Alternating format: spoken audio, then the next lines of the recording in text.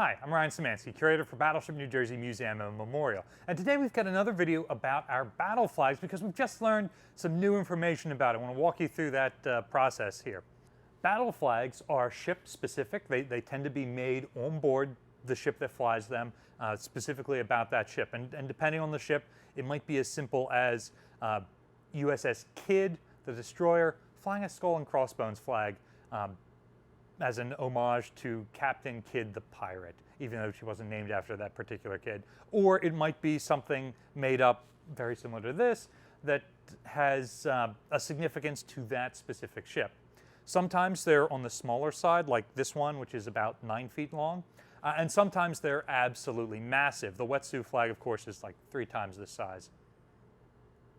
But regardless, they are always unique to the specific ship that flies them, much like this one is. So, well, gosh, it's probably been about 2 years ago now, we found one of the ship's battle flags balled up in a trash bag in one of the uptake spaces on the main deck. Presumably it was stored there by the crew when they were leaving, and the museum for the last 20 years had shuffled it off to the side every time we were in that space, which is not all that often because it's an uptake. Anyway, when we pulled it out and laid it out and saw it, we recognized it from a couple of pictures from the end of the ship's career, and because of what was written on it, we were able to narrow down to exactly when that flag had been made, right at the end of the ship's career. A little bit later, we did a video talking about this flag, which is also a battle flag. It's also from the 1980s, which we know because looking at the ship's rendition here, you can see that it's the 1980s electronics suite and things like that that clearly date this silhouette to that time period. But that was about as much as we could say about it. Significantly smaller than the other one, likely made on board. It's like 2 layers of a cottony type material just sewn back to back, with most of this being cottony. Of course, the ship itself is painted on the flag, as is some of the lettering is stenciled on. And that was really all we could tell, was this was a battle flag from the 1980s that was almost certainly superseded by the Wet'suit battle flag, which was the motto of the ship's final commanding officer, Admiral Tucker, right at the end of the ship's career. So this one almost certainly came before that one. But besides that, we didn't know anything about it. It was found in the collection space, but it didn't have any sort of object tag on it, no sort of story associated with it. Oh, we found this in X space, or so-and-so who was on board the ship in 1984 brought it back. We really didn't know this story. And so for the last 2 years, we've been looking. And Libby finally found the answer.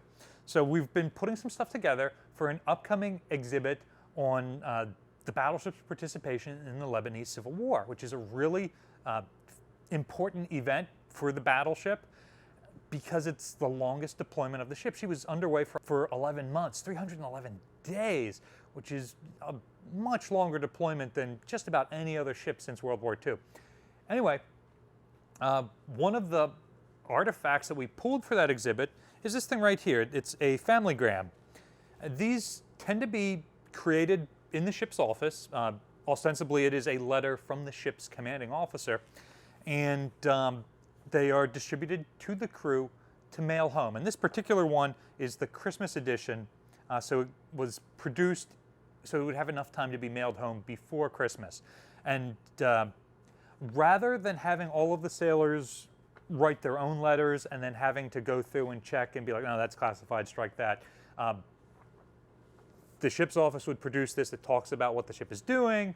It has some activities in it for kids or whoever to work on. It's got pictures included in it, and so you can write your letter, hey Mom and Dad, Merry Christmas, send cookies, here's a Familygram of everything we've been doing. And many of these survived. The families who received these saved them, and many of them have donated them to the ship.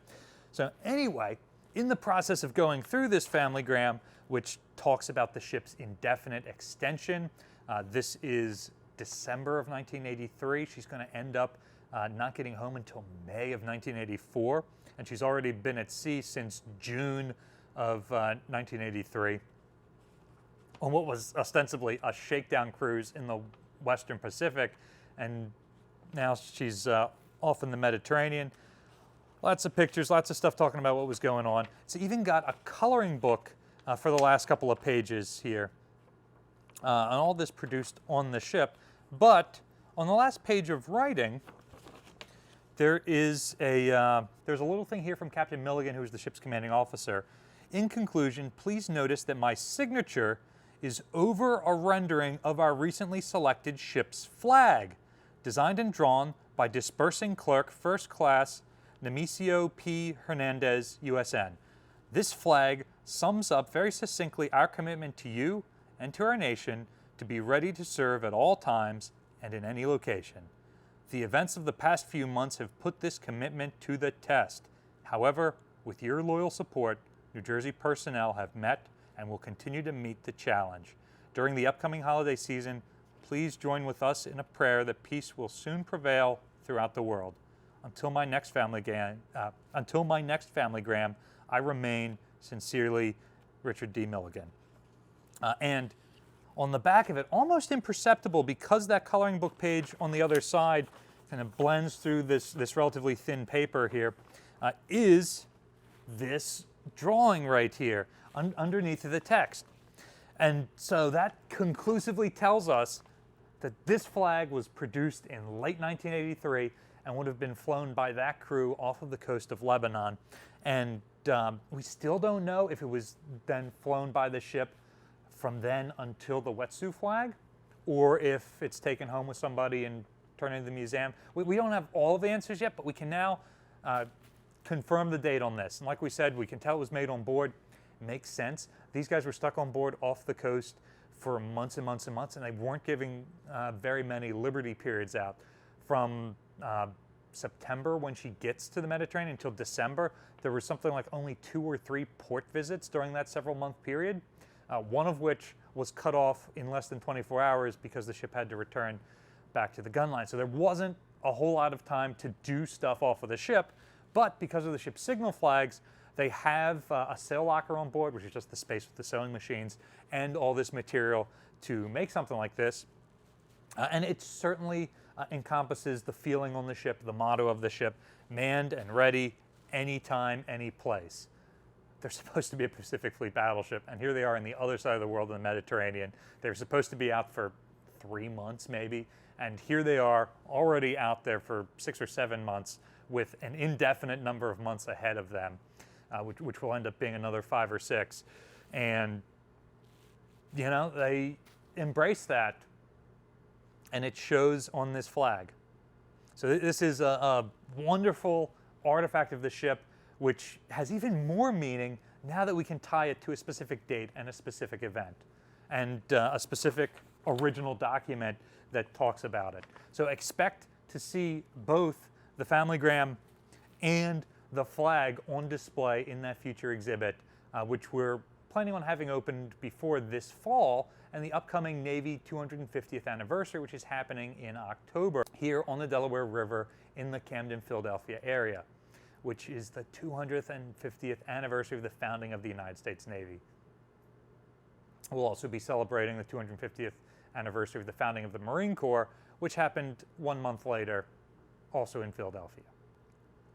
Which flag did you like better, this one or the larger Wet'suit flag? And have you bought your copy of the Wet'suit flag? We do sell that in the ship's store.